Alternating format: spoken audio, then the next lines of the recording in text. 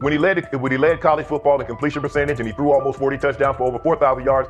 How tall was he? Because they make it seem like he shrunk all of a sudden, RC. Oh, how lively was his arm? Because all I know is somebody did that. Somebody threw for over 4,000 yards, somebody threw for almost 40 touchdowns, and somebody led college football in completion percentage. Now, I'm trying to figure out, what I try to figure out all the time, Mel, is how a guy that hadn't played football in almost 5 months. Shannon Sharpe has publicly defended Shedeur Sanders and criticized those questioning him. Sanders has earned higher recognition and some fans are responding negatively. Although there's debate about whether he belongs on a second team list, Sharpe maintains that Sanders' career is clearly ascending. Reactions on social media are mixed. Some users are angry, others are surprised, and a few say they anticipated this result. The conversation remains active. When reports confirmed that Shedeur Sanders had been elevated from second team to near top tier status, Shannon Sharpe issued an emphatic response. He delivered a detailed rebuttal to critics, underscoring why Sanders deserved the promotion and directly challenging those who doubted the decision. I don't think that he was underprepared during these meetings. I don't believe any of these stories that he showed up arrogant and that he was bombing his interviews. I mean, you watch the film, he's on time, he's on point.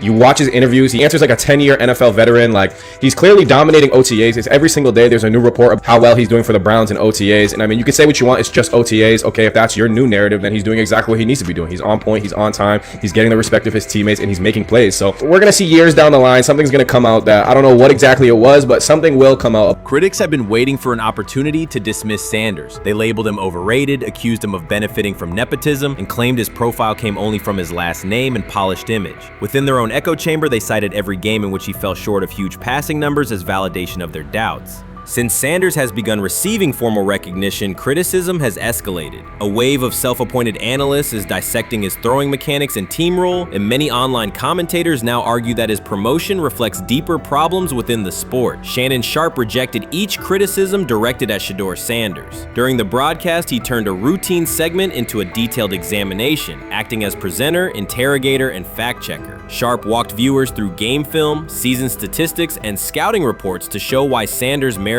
his recent promotion. Whenever a panelist claimed Sanders had not earned the role, Sharpe countered with completion percentages, efficiency ratings under pressure, and documented late-game drives that changed outcomes. He stressed that the backlash was driven less by on-field evidence and more by reluctance to revise earlier opinions. Sharpe argued that critics were upset not because Sanders lacked qualifications, but because his progress contradicted their initial narrative. By the end of the discussion, Sharpe had moved past simple defense and reframed Sanders as a clear example of performance-based advancement, demonstrating that early predictions can be wrong. Never heard of no Dylan Gabriel or Tyler Shock. What the hell is that? So how is Shedeur Sanders going behind them? I'll tell you how. Collusion. 4 different times they passed on him. How the hell does that happen? 4 rounds. It doesn't happen to a quarterback. We've never seen anything like this before. Shedeur Sanders with the watch. Shedeur Sanders with his bravado. Shedeur Sanders with this supposed arrogance or whatever. Shedeur Sanders' advancement did not happen by chance. While detractors questioned his resume online, he continued to prepare, attend every practice, and deliver accurate throws under pressure. The contrast between his output and the complaints directed at him has been stark. Some critics even argued the selection committee was, quote, biased toward performance, as if rewarding strong play were improper. Rumors quickly followed. Certain commentators speculated that a public relations push from the Sanders family must have influenced voters, suggesting everything from coordinated media strategies to alleged favors for coaches. None of these theories addresses the basic point. Sanders earned his promotion through consistent production, poise in the pocket, precise ball placement, and efficient decision-making. Shannon Sharpe highlighted these facts during his response. He noted that Sanders' performance metrics justify the recognition and emphasize that resistance to the move stems more from prior prejudice than from substantive evaluation. For Sharpe, the goal was clear: present the data, challenge unfounded claims, and correct the narrative. The discussion, therefore, became a broader statement about acknowledging merit and abandoning outdated assumption. Colin Cowherd defend college basketball coaches who have gotten a DUI, come to their defense and say they didn't need to be fired, that they deserve a second chance. But Shedeur Sanders drives 40 miles over the speed limit, gets a one-on-one ticket, and Colin Cowherd comes on his show today and says he's out on Shedeur Sanders. He's seen enough. He can't support him anymore. He can't be in the Shedeur Sanders camp.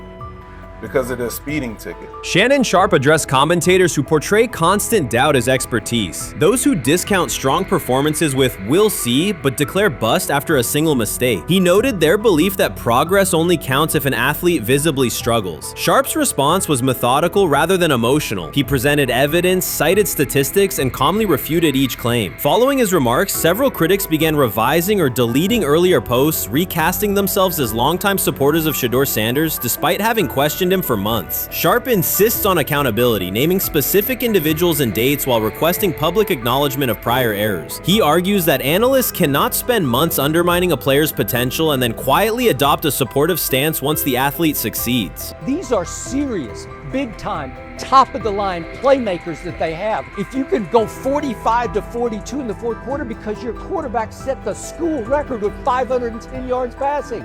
He was flawless. Shedeur is big time. I didn't know for sure, will it translate to the next level of competition? Yes, it might translate to the next level of competition as he can play. Critics who once claimed Shedeur Sanders was unprepared now hesitate to acknowledge their mistake. They resist retracting earlier comments and struggle to accept that an athlete can succeed without their approval. Sanders continues to share practice clips and game highlights without engaging the debate, while Shannon Sharpe documents every dismissive remark, ready to revisit them on national television. The disapproval did not slow Sanders. It underscored his progress and exposed the gap between perception and performance. As a result, the conversation has shifted. Analysts who doubted him now describe him as undervalued and publish detailed evaluations of his mechanics and game management, suggesting long-standing familiarity with his career. In a matter of weeks, critics have recast themselves as advocates, demonstrating how quickly opinion can change when consistent results leave little room for doubt. Shannon Sharpe signaled that his commentary is not over. He considers Sanders' advancement a positive outcome for every athlete who has been overlooked or criticized for having confidence. Sharpe stressed that analysts do not have the authority to determine who deserves recognition based on personal preference. The reaction to Sanders' promotion, he argued, revealed how quickly opinions can shift once results are undeniable. Sharpe pointed out that many vocal critics became quiet when confronted with objective performance data. This exchange, Sharpe insisted, reached beyond defending a single quarterback. It challenged the practice of dismissing achievements that do not fit familiar narratives. He reminded viewers that success does not require external approval and that consistent talent will surface despite online commentary intended to minimize it. While critics reconsider their positions, Sharpe remains steady, assigning credit to the athlete and allowing the scoreboard to confirm the argument. This is exactly what he says. I'm told the footage of Shedeur Sanders meeting with the Giants is so bad that both the Browns and the Sanders family have threatened legal action if it is published. The New York Giants have released audio from their draft interview with Shedeur Sanders, and the disclosure has drawn intense public reaction. Fans want to know whether Sanders made critical remarks and why the Giants shared material that should have remained confidential. The situation revolves around an open microphone, contentious comments, and the broader implications of the leak. The New York Giants published a brief, edited segment from their interview with Shedeur Sanders and withheld the remaining footage. Observers are debating whether this was a strategic public relations decision or an attempt to discredit him. The team has offered no additional explanation, and many fans view the limited release as inadequate and potentially misleading. They are demanding full transparency and accusing the organization of orchestrating a negative narrative. While criticism of Sanders is vocal, his supporters are responding with equal intensity. There was another team that he sat down with. What do you mean it didn't go well after that? So, he was pissed that they did that to him. They did that to him. He counter-confronted them. The same thing they do to every other quarterback prospect. They did that to him. They slide in a mistake to see if you catch it. Right. And so because you're the quarterback. But he didn't take it as a correction. He took it as like he got pissed off. Yeah, and it's like so here's another one. So another one was, he throws a bad interception, and it was a deep throw early in the game, and he comes back and they go in the meeting, they show the interception. The Giants have released only a brief excerpt of the interview and are refusing to share the rest. Their decision has drawn criticism across TikTok, X, and Facebook, where many see it as a poorly handled public relations move. Fans are calling for the full recording to be published so the situation can be judged in its entirety. The GM is on film that the son, they asked the son last draft, yo, who you think I should pick? His son yo, you need to get the Jaden Daniels, big. This is what his son, it's on tape. You should go Jaden Daniels. He laughing at his son. And all right, cool, get Jaden Daniels. I don't even know how that tape got out. I wouldn't have let this get out. Shedeur Sanders appears unfazed by the situation. Although the Giants suggested he was more hype than substance, their handling of the interview has instead elevated his visibility. Analysts across major sports outlets are now discussing him more than before, keeping his name prominent in the news cycle. New York Giants, where these tapes at? You hear me? Because if Shedeur Sanders was so unprofessional, y'all would have leaked the tapes for the whole world could see, right? Cause understand, it's a lot of he say, she say. But one thing I do know, as a young black man growing up in this world, being straightforward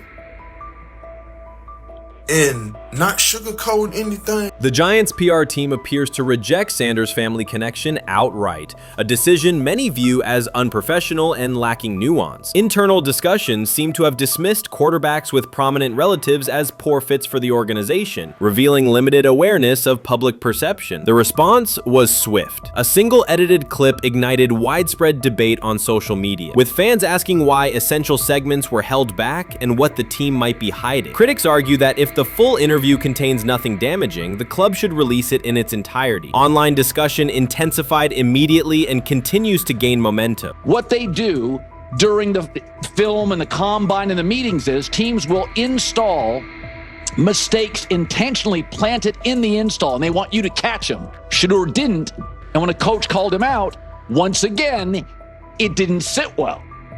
It's like, bro, there's not many teams needing quarterbacks, especially since Pittsburgh appears to have a deal with Aaron Rodgers and Tennessee's getting Kale Moore. The Giants' decision to withhold the full interview has produced an unintended result. Instead of diminishing interest in Shedeur Sanders, it has intensified it.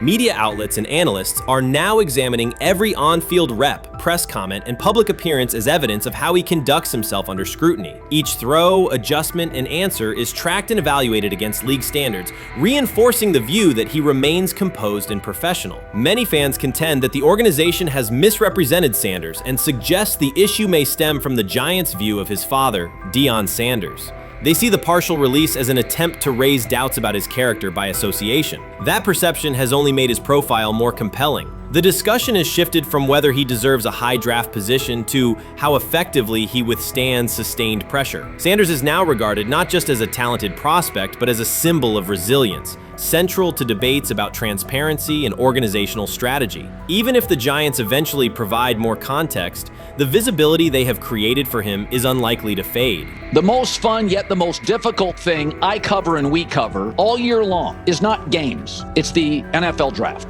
Because I've said this many times, you get lied to for a month to 2 months up to it. And so often during the draft, and every few drafts, there's a guy that really falls, precipitously falls. This year it was Shedeur Sanders, it's been Aaron Rodgers, it's been Dan Marino. Every few years somebody falls a lot. And so, but those stories don't come out until like the fall. Criticism of Shedeur Sanders from within the Giants organization has become increasingly public. Team communications appear focused on casting him as an overhyped prospect, whose character should be questioned, a narrative that seems aimed at shaping opinion rather than assessing performance. Yet each selective release or negative remark has instead amplified attention on Sanders and elevated his reputation. Efforts to confine him to a narrow, unfavorable image continue to produce the opposite effect, reinforcing his position as an underdog who endures external pressure. The debate has shifted from football analysis to broader concerns about narrative control and transparency. Fans, reporters, and online communities are still urging the Giants to publish the full interview, arguing that only complete context can resolve speculation. The organization's refusal to comply has intensified scrutiny and led many observers to conclude that the team underestimated public reaction and now faces questions it could have avoided with full disclosure. The tapes,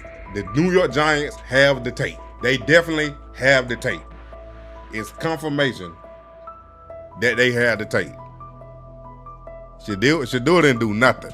Is what they saying he did. I'm gonna tell you what these mixed reaction right here. So we already know about the New York Giants, but the Pittsburgh Steelers head coach Mike Tomlin reported admired Sanders' talent, but hesitated to draft him due to previous challenges with quarterbacks like Russell Wilson and Justin Fields, leading to more cautious approach. Las Vegas Raiders. Sanders met with Raiders at the NFL scouting combine and expressed enthusiasm about potentially joining the team. His familiarity with the West Coast offense and quick release was noted positive, though concerns about his ceiling. Hours after the Giants posted that short audio clip, the timeline never slowed. Comment threads filled with frame-by-frame breakdowns, lip-read attempts, and side-by-side comparisons of what was said versus what was left out. Reporters called league contacts. No one could explain why a franchise would stir this level of curiosity only to seal the vault. Each refusal sharpened focus on Shedeur Sanders, turning routine throws into national talking points. Analysts kept circling back to the same note. His cadence at the line looks unchanged, steady against the noise. Hashtags demanding the full interview, trend drop, and trend again. Podcast hosts bump scheduled segments to lead with the leak. Rival teams get asked how they would handle a similar situation, then quietly check their own archives. Inside Giants headquarters, the plan to shape the story looks less like strategy and more like a slow burn spotlight they can't switch off. And now every preseason snap, every media availability, every stray sideline camera angle gets fed into a loop that asks, what are they still hiding? The file remains locked. Curiosity keeps compounding.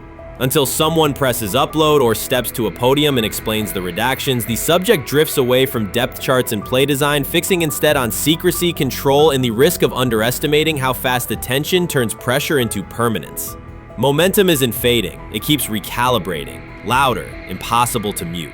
Shedeur is lighting it up in practice every day. You're not even a half bit curious to see what he could do with the ones. That makes no sense. And then on top of all of that, you got players going on podcasts and talking to people in the media saying this guy is really good. Like, this guy is legit. So even your peers respect you enough. How is it that the coaches can't see that? It always starts with the players, where the player's like, hey, you see that? You seen that pass he threw? The Cleveland Browns were taken by surprise when quarterback Shedeur Sanders stepped in for first-team snaps, asserting control of the drill and instantly highlighting deficiencies across the rest of the room. His confident command forced coaches to pause practice clips, reevaluate progressions, and consider immediate adjustments to the depth chart. Within minutes, discussions spread throughout the facility and online forums as fans weighed what Sanders' showing means for the current starters. The organization now faces an urgent, data-driven decision on whether Sanders should move up permanently. Shedeur Sanders arrived at Browns practice, took several first-team reps, and the entire quarterback group immediately felt the pressure. Coaches erased the whiteboard and reviewed their plans. Staff members exchanged concerned comments, and observers began asking whether Sanders was positioned to assume a larger role. Tony, every year we see at least 1 to 2 teams.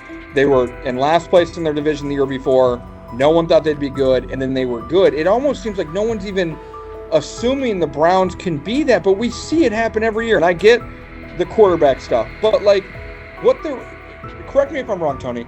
The Browns are trying to run the football, play good defense, not turn the ball over in the passing game, and try and take advantage when they can, correct? That's what they're trying to do. That was the 2020 offense. The Cleveland Browns are still searching for stability at quarterback. Deshaun Watson is yet to deliver consistent starter-level production that justifies his contract, and each game renews doubts about whether he can regain peak form. Behind him, rookie Dorian Thompson-Robinson shows promise but remains inexperienced and unpolished. Coaches are evaluating alternatives each week and may need to adjust the depth chart if progress stalls. The roster around them is built to contend now, so ongoing uncertainty under center is increasingly costly. As we talk about, we do believe in best player available. We do believe in positional value, and we didn't necessarily expect him to be available in the in the 5th round, and so we love adding competition to every position room and adding him to compete with the guys that are already in there. We felt like that was the appropriate thing to do. The Browns quarterback group is unsettled. Deshaun Watson has yet to provide the reliable, high-level play his contract demands, while rookie Dorian Thompson-Robinson remains promising but unpolished. Depth behind them consists mostly of veterans whose experience lies more in holding clipboards than leading offenses. The coaching staff needs an immediate answer, not a 3-year development project. Shedeur Sanders enters as that potential solution. At Colorado, he passed for more than 3,200 yards despite working behind one of college football's poorest offensive lines, consistently demonstrating poise, quick processing, and accurate ball placement under heavy pressure. Film shows steady reads and disciplined footwork, traits that offset concerns that his profile is built on family name or media attention. Cleveland viewed the signing as a low-risk, high-reward move. Early in camp, Sanders received a handful of first-team snaps intended merely as an evaluation. Those plays quickly changed practice tempo. The ball came out on time, receivers hit their landmarks, and the defense struggled to adjust. Coaches immediately expanded the review using phrases such as evaluate every option, an indication that the depth chart was no longer fixed. Watson sensed the scrutiny. Thompson Robinson increased his urgency. Within minutes, competition in the quarterback room intensified. Sanders repeated that performance in subsequent sessions. His footwork remained clean, progression sharp, and throws firm and precise. Each strong rep forced staff to reassess the plan to keep him buried on the developmental track. The broader context magnifies the pressure. Cleveland's roster is built to contend now. Fans are weary of quarterback turnover, and the front office cannot afford another costly misstep under center. Around the league, rookie passers rarely wait multiple seasons anymore. Joe Burrow, Justin Herbert, CJ Stroud, and even late pick Brock Purdy established that precedent. If Watson opens the regular season and struggles, public calls for Sanders will grow, especially if the rookie flashes in preseason. Alternatively, another team could attempt to acquire him if Cleveland hesitates to elevate his role. Each scenario underscores the same reality. Sanders' emergence has turned a routine camp evaluation into a critical decision point for the franchise. And we saw Dillon Gabriel go 11-11 with the first team, Shedeur Sanders go 11-11 with the second unit. So that was really the big wrinkle today. Yes, and of course, it was the first time that we have seen Shedeur Sanders get any of those coveted 11-on-11 reps. Of course, again, it wasn't with the first team offense or against the first team defense, but it's progress. And that means that he's going in the right direction, that the arrow is pointing up. He's coming up the learning curve. So that's good for him. And I actually thought just overall, he had a better day than Dillon had today. He completed more passes. He was more on point. In fact, in that 11-on-11 period, he threw a near touchdown. Desperation can push franchises toward aggressive decisions, especially when their quarterback options appear unconvincing or outdated. One scenario now emerging is that Sanders earns enough confidence to take full preseason reps with the starters, forcing Cleveland to revisit a depth chart it believed was settled at the beginning of July. His practices demonstrate that the excitement around him is grounded in measurable performance. Accurate, high-velocity passes against first-team defenses, and confident command of the huddle. Each strong outing also heightens league-wide interest. Rival scouts adjust evaluations, and general managers revisit their notes, aware that a viable young quarterback may soon become available. Inside the facility, the personnel staff must balance short-term results with long-term roster planning, knowing that an early move could reshape salary cap allocations and locker room dynamics. The pressure on Watson and Thompson Robinson escalates accordingly. Both must produce visible progress to maintain their current roles. Cleveland's recent history shows how quickly promising quarterback situations can devolve into controversy. The franchise has turned potential breakthroughs into organizational turmoil before, so observers remain cautious about how this competition will unfold. How you feeling? I'm getting there. You see what I got on, right? That's why I was asking how you help for. Yeah, I'm getting there. See? Brian, what they had to? I had blood clots. Okay. And they amputated, you know. But I work with it. Man. Yeah, I'm amputated. So I get that worked on a couple times a day. Keep the blood circulating, blood flowing, but it's a new normal. And the best thing about here, we have a whole medical team on the second floor. Right. We have a whole medical floor, which is great. Deion Sanders is shaken, this time not by a hit on the field. In a sudden turn, Ryan Clark has uncovered a serious plot affecting Shedeur Sanders' NFL draft status, and the disclosure is reverberating across the sports community. What once looked like a simple scheduling delay may actually be a calculated effort to undermine Deion's son. The facts suggest intentional sabotage, a breach of trust, and repercussions that could be far-reaching. This is no routine football headline. It is personal, and Coach Prime did not see it coming.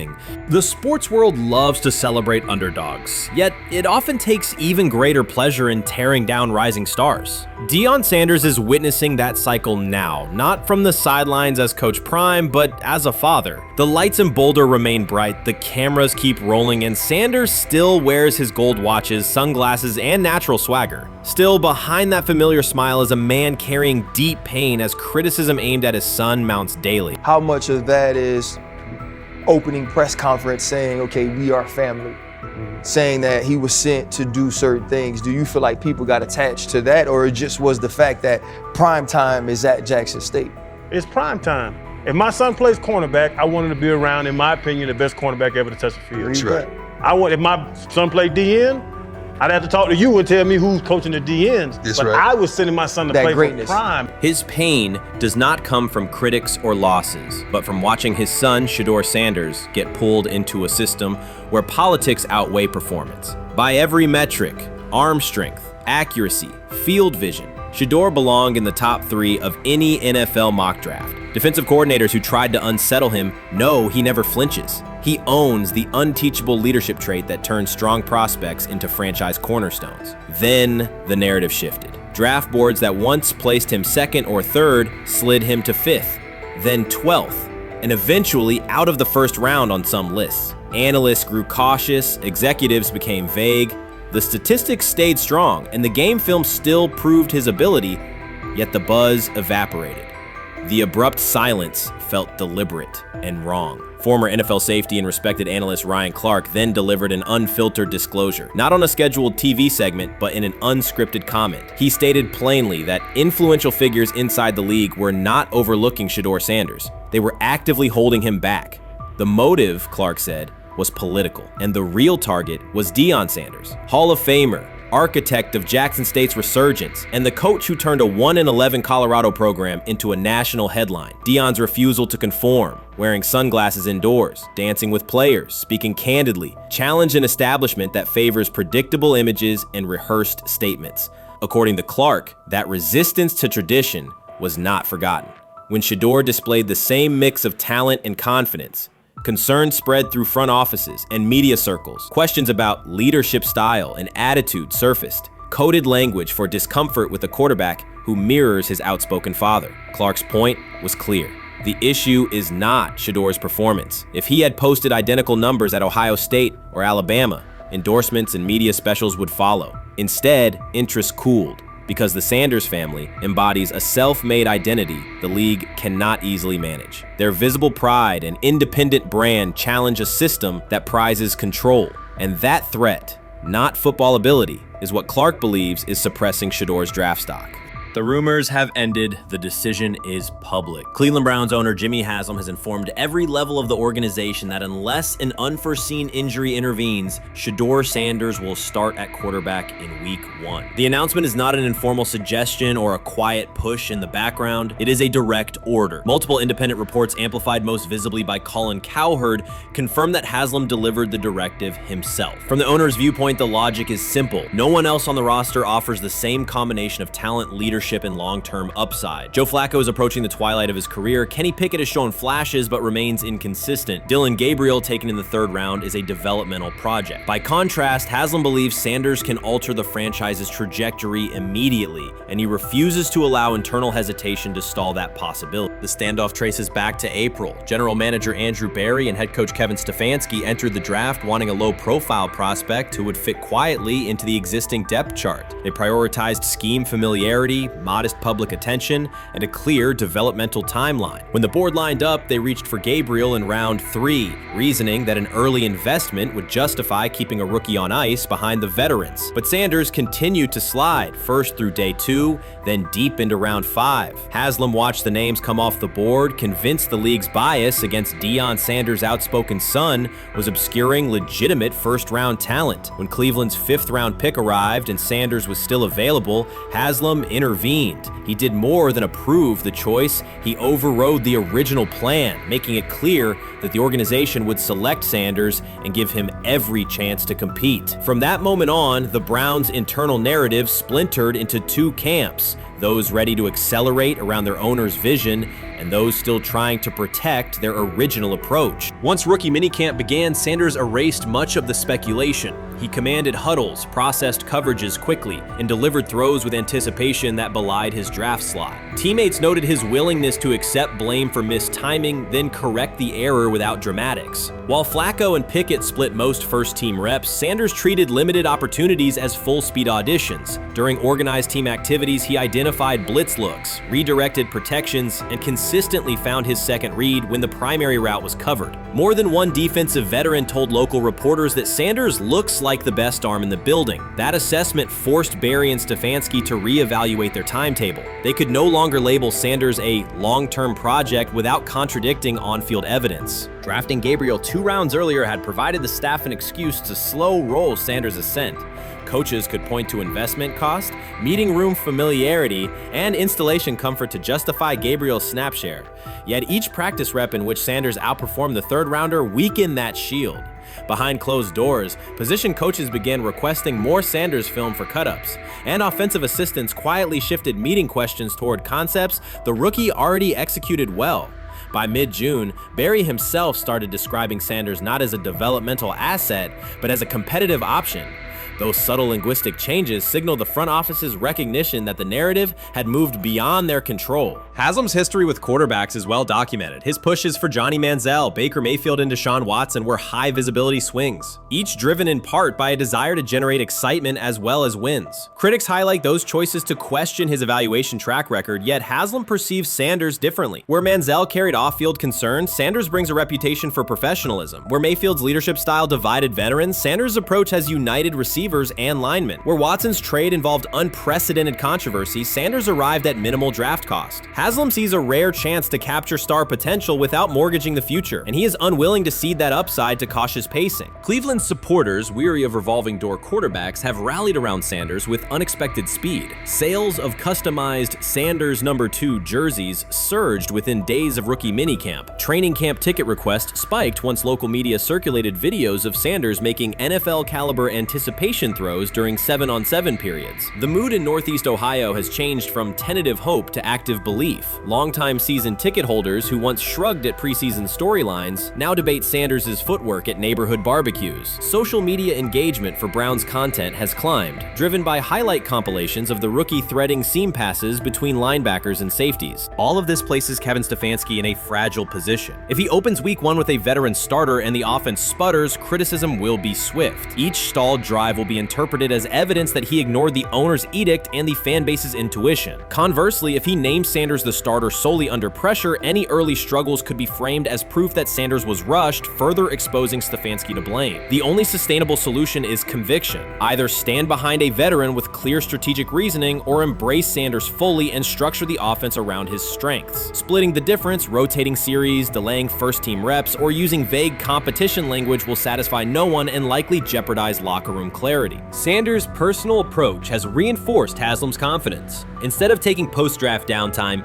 he traveled to Texas to train in full Browns gear at facilities near his father's home. The leaked clip of Sanders executing footwork drills in helmet and pads wasn't a marketing ploy. It was a glimpse into a quarterback visualizing Week 1 live. Team personnel who viewed the footage recognized purposeful rehearsal, cadence calls, pocket movement against simulated pressure, and follow-through adjustments based on imagined rush lanes. Observers asked why a rookie would conduct such intense solo sessions in May. The answer is straightforward. Sanders does not view himself as a developmental pick. He considers himself the starting quarterback of the Cleveland Browns and prepares accordingly.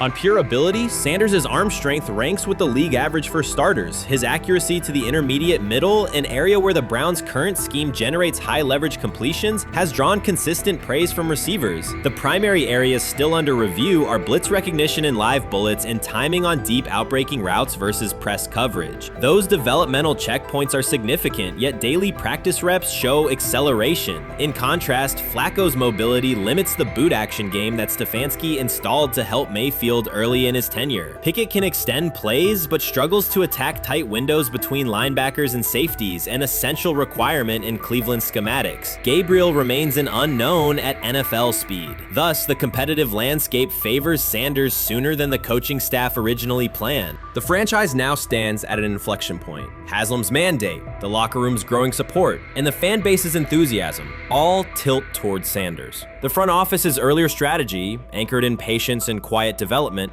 is increasingly untenable. Barry's shift in messaging indicates grudging alignment, but final authority over the depth chart rests with the coaching staff, unless ownership directly intervenes on game day decisions. a move rare but not unprecedented in the NFL. Should Stefanski align with the owner and name Sanders the starter before preseason concludes, he can claim proactive vision and tailor the offense through training camp. Should he resist and open with a veteran who falters, he risks rapid loss of credibility and possibly his position. Either path carries pressure, but only one aligns with the momentum sweeping through the building. For 2 decades, the Browns have cycled quarterbacks without securing a stable star. Each new hope, whether draft pick or trade acquisition, has collapsed under injuries, inconsistency, or organizational disarray. The possibility that Sanders could finally anchor the position is not merely a football storyline. It is a potential cultural reset for a fan base defined by resilience. Haslam's insistence reflects that awareness. Cleveland needs a leader who can win on Sundays and project confidence every other day of the week. Sanders has shown he can shoulder expectations without retreating from scrutiny. That trait, more than arm talent alone, is why the owner views him as indispensable. Voluntary workouts transition to mandatory minicamp next week. If Sanders receives a substantial share of first-team snaps, observers will interpret it as the staff's acknowledgement that the competition is tilting decisively. A public declaration may not follow immediately, but every rep allocation is a signal. If, however, the staff continues funneling most top unit snaps to Flacco or Pickett, tension will escalate. Local media will question the evaluation process. National analysts will debate the merits of letting a rookie learn through live action versus controlled practice. Inside the facility, players will recognize any disconnect between performance and opportunity, and unity could fray. The Browns have reached a decisive moment. Shedeur Sanders has demonstrated the skill, poise, and work ethic to justify starting in week 1. Jimmy Haslam has publicly positioned him as the future, and by implication the present of the franchise. Kevin Stefanski and Andrew Berry must either endorse that vision or brace for the consequences of delaying it. For Cleveland fans, the significance is clear. A legitimate chance to exit the cycle of quarterback uncertainty and rally behind a signal caller capable of commanding the field and galvanizing the city. Whether that opportunity is seized promptly or postponed will define the Browns' 2025 season and likely the tenure of the decision makers involved. While much of the NFL community attended the ESPYs in Los Angeles, Shedeur Sanders spent the day in Cleveland with families recovering from a residential explosion. He did not seek cameras or a red carpet appearance. He chose to be present in a neighborhood working through loss. Weeks earlier, an explosion at the Rainbow Terrace Apartments in the Garden Valley neighborhood displaced more than 100 residents. Local officials reported that 42 families were left without housing. A father suffered burns over most of his body and remained in a coma. His 2 young children were hospitalized in critical condition. The damage extended beyond structures. Families lost possessions, stability, and routine. Cleveland City Council member Richard A. Starr described the moment as a family fighting for its future. Outside of local reporting, national attention was limited. Sanders decided to go to the site, meet residents, and help organize a day focused on relief and connection. The decision drew questions almost immediately. Some asked why he was not at the ESPYs, others questioned his motives. Sanders did not respond with counter-arguments. He explained simply that he felt an obligation to be present and that he would act on that conviction. This was not a team-scheduled appearance. He promoted the gathering himself, arrived without ceremony, and spent the day with residents. His approach emphasized listening, participation, and time. The event, which he called the Garden Valley Fun Fest, brought a large turnout over several hours. The purpose was straightforward: create space for families to reconnect and for children to play, even as recovery work continued. Sanders threw passes with kids on the blacktop, joined in games, and spoke with parents and grandparents about what they were facing next. He moved through the apartment complex and common areas with minimal staff support. Browns defensive lineman Michael Hall Jr. attended and interacted with residents as well. There were no speeches or staged moments. The focus remained on residents and their needs. Questions about visibility persisted as photos and short clips circulated online. Some criticism framed the visit as a substitute for a higher profile appearance in Los Angeles. Sanders kept to the same message. The priority was to support a neighborhood coping with displacement and uncertainty. He did not present the choice as a protest of any event. He presented it as the correct use of his day. When local media asked about his intent, Sanders said his goal was to provide families with a day of enjoyment and a reminder of community. He added that financial support can help, but that showing up in person also matters. Standing with people, listening to them directly, and offering time. The statement matched the structure of the day. He stayed on site, remained accessible, and left the focus on residents rather than on himself. The timeline mattered to him as training camp approached. Sanders did not connect the visit to his role on the depth chart or his draft position. He kept references to football confined to preparation, learning the playbook, protections, cadence, and timing, seeking guidance from veterans, including Joe Flacco, and staying ready for opportunities when they come. He has repeated that he has time to grow and intends to use it to learn the system and earn trust. The visit did not alter those priorities. He returned to his regular schedule the next day. Since arriving in Cleveland, Sanders has treated community work as part of his responsibilities. Before his jersey went on sale, he visited schools, including John Marshall High School, speaking with students about goals, accountability, and effort. He set public objectives confidently, such as long-term aspirations for the franchise, but paired them with routine work in the building, meetings install, film, and on-field reps. The day at Rainbow Terrace fit that pattern. Identify a need, show up, contribute, and avoid unnecessary attention. For residents, the FunFest provided a brief reprieve from ongoing challenges: housing transitions, school logistics, medical appointments, and the paperwork that follows an emergency. For teammates and staff who observed, it was an example of a rookie investing time locally without seeking a headline. For Sanders, it reinforced how he plans to operate in Cleveland: be consistent, be present, and let actions speak. The setting at Rainbow Terrace underscored the scale of recovery ahead. Families described the first weeks after the explosion: nights in temporary housing, efforts to replace clothing and essentials, coordination with agencies and community groups. Sanders moved from group to group, speaking with parents about their immediate needs, greeting elders who came to watch the activities, and encouraging kids who wanted to throw a football, run races, or take a photo. He kept the schedule flexible so residents could arrive and leave as they were able. Community partners and volunteers handled tables for supplies, simple games, and refreshments. There were no sponsor banners or organizational pitches. Residents organized as they usually do, checking on neighbors, guiding children, and sharing updates. Sanders' role was clear: participate, make time, and listen. The presence of a recognizable player brought energy, but the purpose remained practical: create a normal afternoon in a place that had not felt normal since the blast. Online reaction covered the full range of opinion. Some posts praised the decision and the event's tone. Others questioned why a rookie would skip a high-visibility awards show. Sanders did not try to manage that conversation. He maintained the same explanation. He chose to spend the day where he believed he could be useful, and then he returned to his football schedule. The approach was consistent with how he addresses other topics: answer directly and move on to the next task. The same measured approach appears in his preparation for camp. Sanders has not asked for public guarantees about reps. He has focused on install recall, cadence, and protection IDs, route timing, and situational work. He has sought input from veterans, thanked teammates who have provided guidance, and spent time with receivers and linemen to align on communication.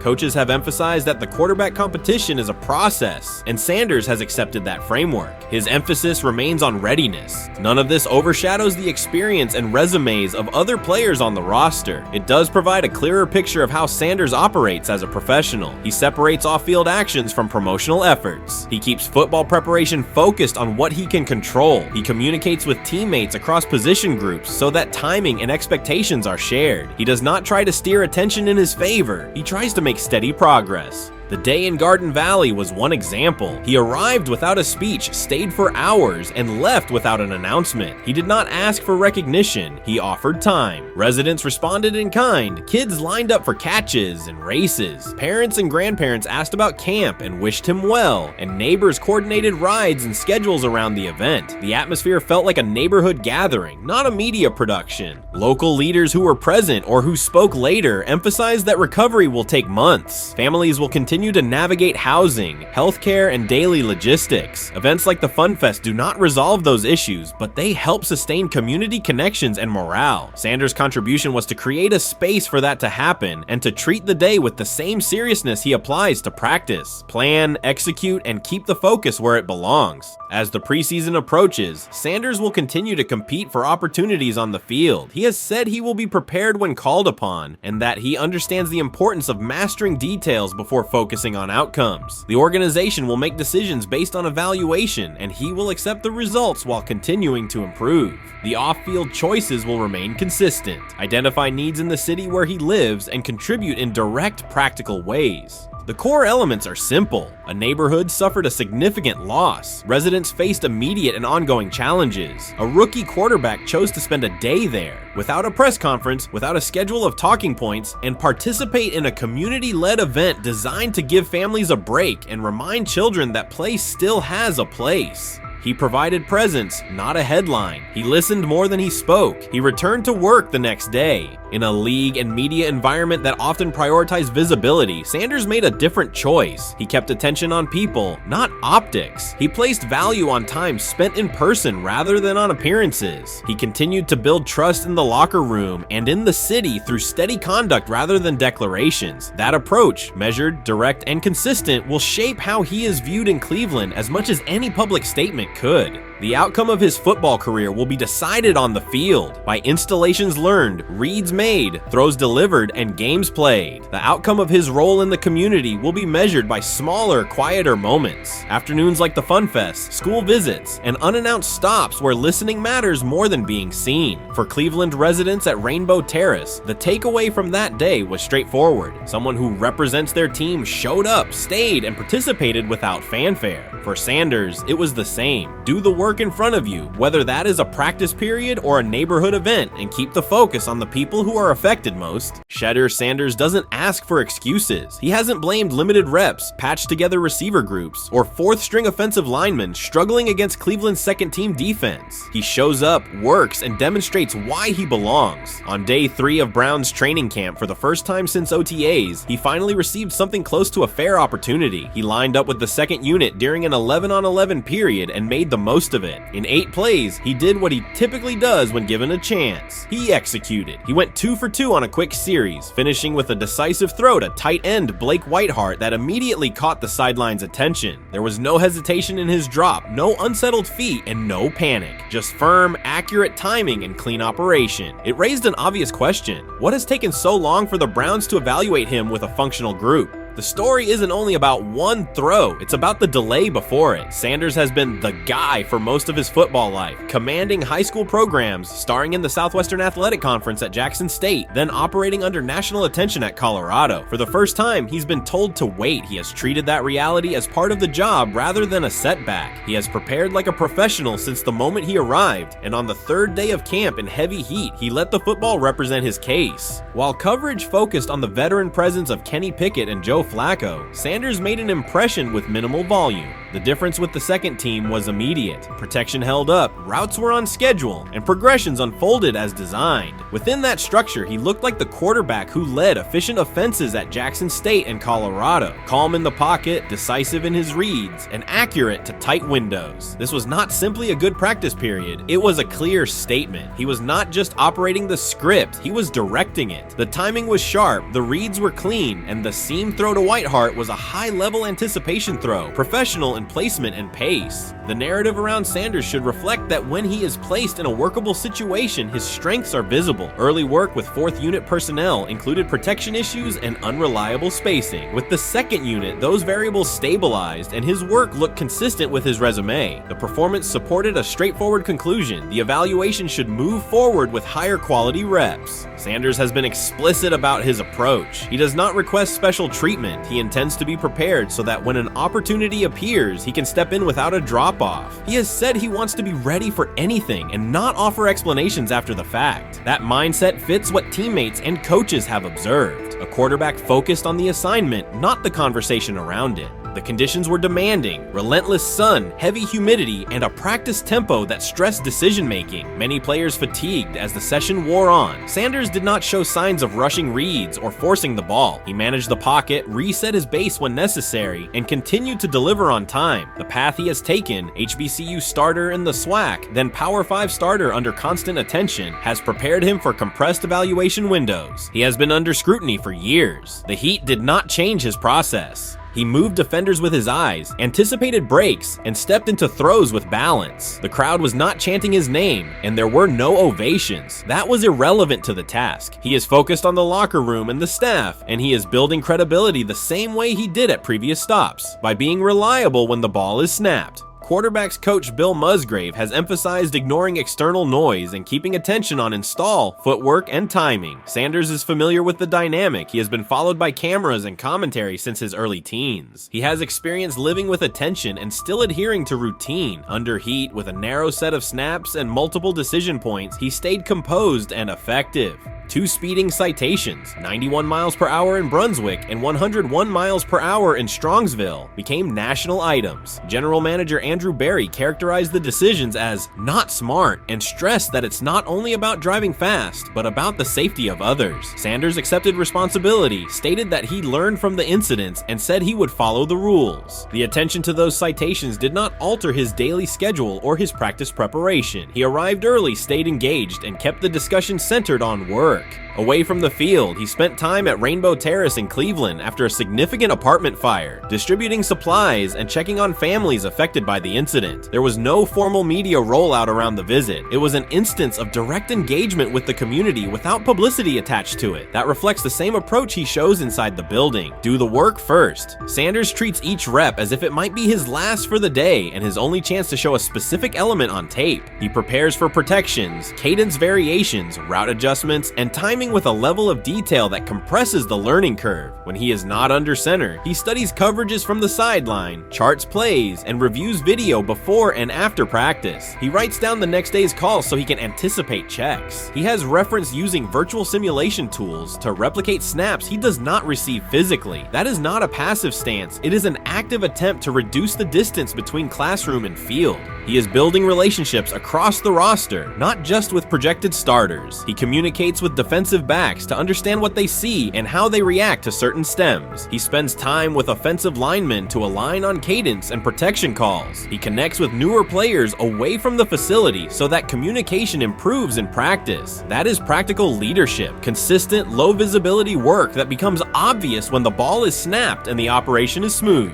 3 days into camp, a central question remains. Why hasn't he taken a first-team rep? Flacco has seen work. Pickett has seen work. Dillon Gabriel has been cycled in. Sanders has remained behind all 3 on the depth chart while producing efficient periods when provided stable support. Head coach Kevin Stefanski has not publicly detailed the plan for distributing first-team snaps among the quarterbacks. When asked, Sanders answered that it is not his place to comment on rotation decisions. That response aligns with his day-to-day conduct, respectful, professional, and centered on the next assignment. The staff is managing a room with a Super Bowl MVP, a former first-round pick, multiple rookies, and a new set of combinations on the offensive line. That creates a set of decisions about exposure, pacing, and evaluation windows. Within that context, Sanders has presented a clear case for additional evaluation. He has shown he can execute the offense as designed when the variables are standard. Musgrave has a long-standing connection with the Sanders family through his time as a teammate of Deion Sanders in San Francisco. That familiarity supports direct communication. It does not guarantee anything about the depth chart, but it does help streamline teaching, feedback, and expectation setting. Inside the defensive back room, veterans such as Denzel Ward have provided perspective on timing, leverage, and eye discipline that Sanders has incorporated into his preparation.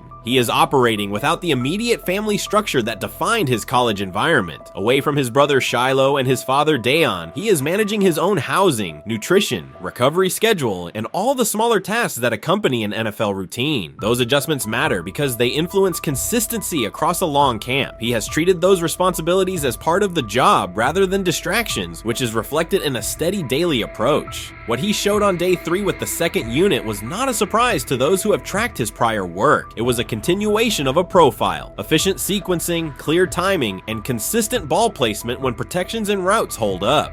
The 8-play period was short, but it was enough to reinforce the point. He doesn't need a large sample to demonstrate baseline operation. He needs a fair sample to test ceiling and adaptability. There is also the matter of perception. Public attention concentrated on the speeding tickets and the general manager's response. Less attention fell on the preparation, the efficient period with the second team, or the community engagement at Rainbow Terrace. That imbalance is common in training camp narratives. Sanders has handled it by keeping his answers simple and his focus on football. He has not tried to redirect the conversation. He has done his work and waited for additional reps. The objective next step is straightforward. Expand the evaluation with higher unit personnel and standard opponents. That does not require a complete reshuffling of the depth chart. It requires allocating a defined sequence of first team snaps so that timing with starting receivers and protections with starting linemen can be measured on tape. The staff can then compare operation speed, accuracy under pressure, red zone decision making, and 2-minute mechanics against the other quarterbacks. That is the most direct way to clarify the competition. None of this dismisses the experience or track records of the veterans in the room. It emphasizes that the purpose of camp is to test assumptions with current performance. Sanders has provided enough evidence with the second unit to justify a broader look. He has shown that the pace of his feet matches the pace of his eyes, that he can hold safeties with his shoulders, and that he can drive intermediate throws without float. He has also shown discipline to take the clean completion rather than force the vertical shot when leverage dictates otherwise. Every day he has addressed the controllable items, meetings, note-taking, install recall, cadence management, and post-practice review. He has not asked for public guarantees. He has asked for an opportunity to compete on comparable terms. The 8-play sequence with the second unit was a small but clear example of what he can do when those terms exist. The staff's communications have been measured. Stefanski has not laid out a schedule for first-team rotations publicly. Barry addressed the speeding incidents directly and emphasized standards for decision-making off the field. Sanders accepted the criticism, adjusted his behavior, and moved forward. Those are the relevant facts. What remains is a football evaluation that can only be completed by giving him snaps with the top group and measuring the results. If that evaluation occurs and he performs at the level he showed with the second unit, the conversation will shift from potential to placement. If it does not occur, the question will persist through camp. Why not test the full picture? Sanders has built a case based on preparation, poise, and execution. He has demonstrated leadership by building relationships across the roster. He has shown maturity in handling external issues directly and moving on. He has given the staff reasons, on the field and in the building, to continue the process.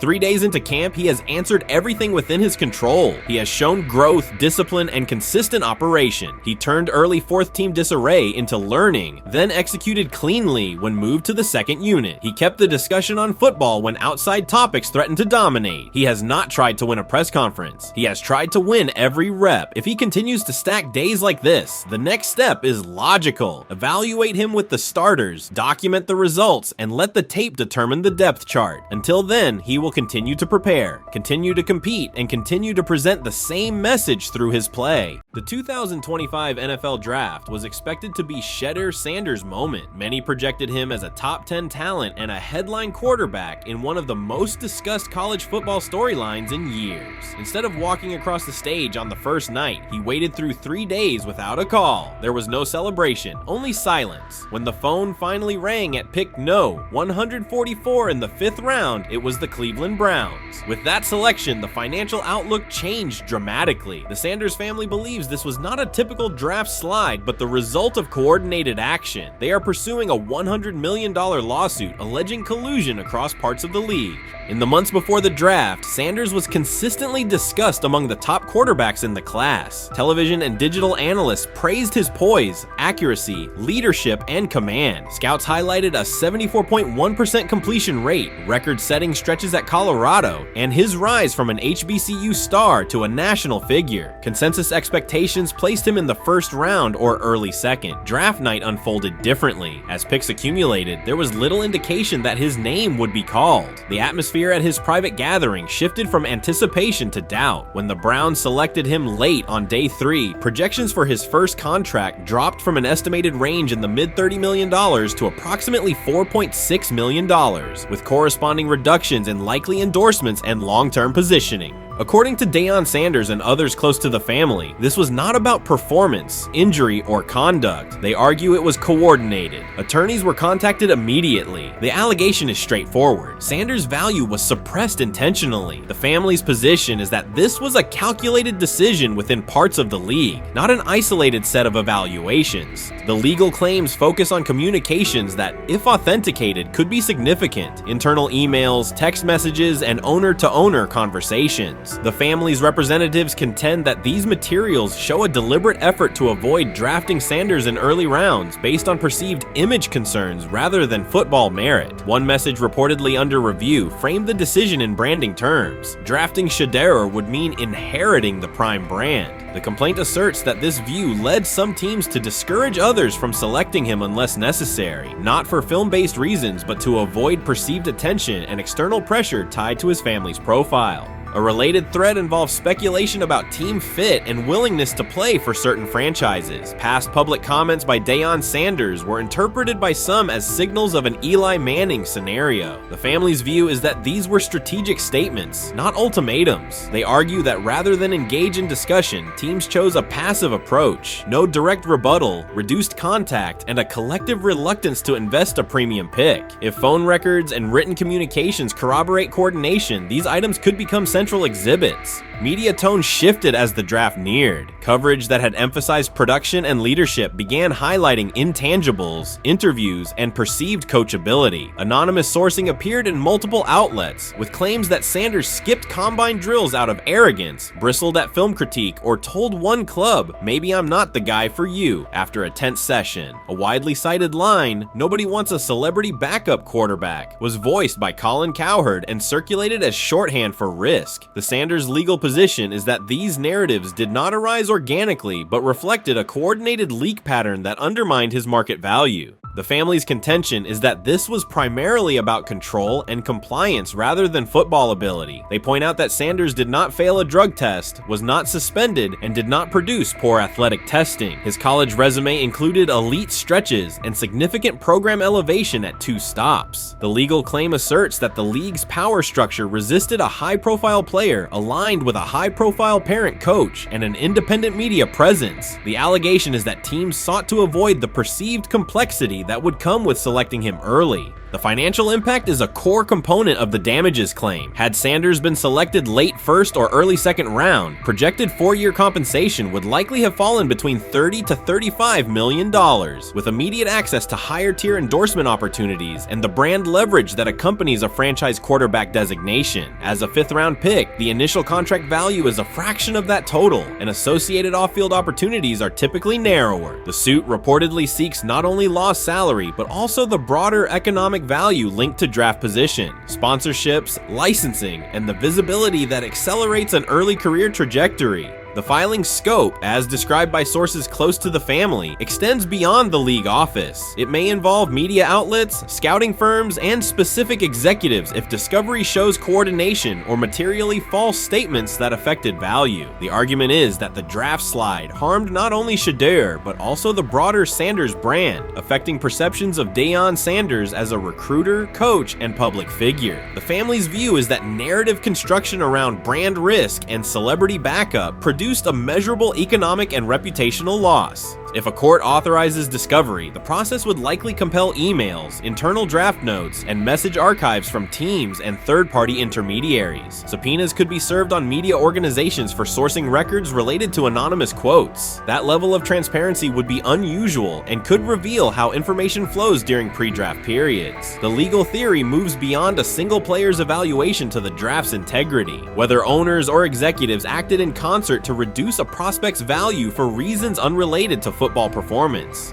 The league has not publicly addressed these specific allegations. Background comments from executives characterize the claims as overreach. The family's camp maintains they have documentation sufficient to proceed. The comparison points referenced by observers include Deflategate, Spygate, and the Colin Kaepernick grievance, not because the facts are the same, but because of the potential scope, policies, practices, and the balance of power between the league and individuals challenging its processes. Another dimension of the dispute involves how the NFL perceives Deion Sanders, Coach Prime, and the autonomy he promotes. He built a large media footprint around his programs at Jackson State and Colorado, elevated his players' profiles, and spoke openly about fit and leverage. The family contends that this visibility, combined with statements about preferred destinations, triggered resistance. The complaint frames the response as a preference for compliance and predictability over independent branding and public negotiation. The suit also addresses the pre-draft decisions that critics point to, skipping the Senior Bowl, declining full workouts at the NFL Scouting Combine, and candid interviews about team fits. The family characterizes these as strategic choices commonly made by top prospects, not evidence of entitlement. Their view is that similar decisions by other players did not produce the same narrative because those players fit more comfortably within league expectations. The risk calculus is clear. Bringing a suit of this magnitude invites professional consequences.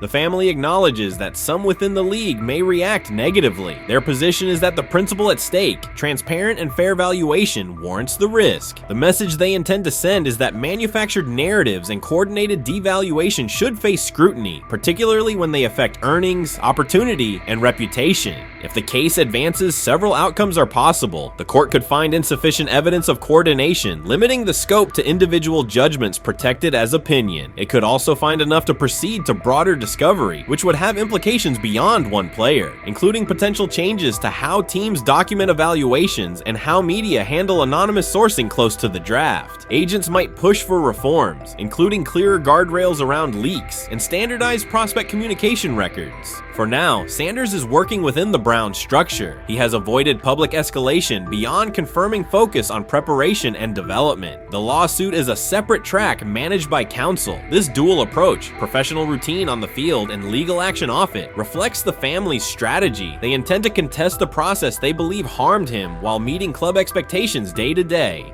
The core allegations remain consistent across their statements. A talented quarterback saw his draft value suppressed by coordinated behavior tied to branding concerns and public positioning rather than football merit. Media narratives amplified that shift, and the result was a substantial, quantifiable loss. The remedy sought includes compensation and a measure of accountability that could deter similar conduct. Whether the claims are ultimately proven will depend on documentation and testimony. If emails, texts, and call logs substantiate coordination, the impact could be significant, prompting policy review around pre-draft communications and media engagement. If not, the case may narrow to disputes over opinion, perception, and the gray areas of scouting. Either way, the filing signals a willingness to confront entrenched practices and to test in court how far the process extends beyond film and interviews. This situation has moved from speculation to litigation. It addresses control, image, and power in a system that influences careers and compensation. It also underscores how public narratives can shape market outcomes. Sanders' path now has two tracks: earning opportunities on the field in Cleveland and seeking redress off the field for what the family views as an avoidable and orchestrated loss. The questions at stake are larger than one draft slot. They touch on how the league values independence, how information is weaponized, and what recourse exists when a player believes the evaluation moved from football to optics. The answers will emerge through practice reps and, potentially, through discovery and a courtroom record.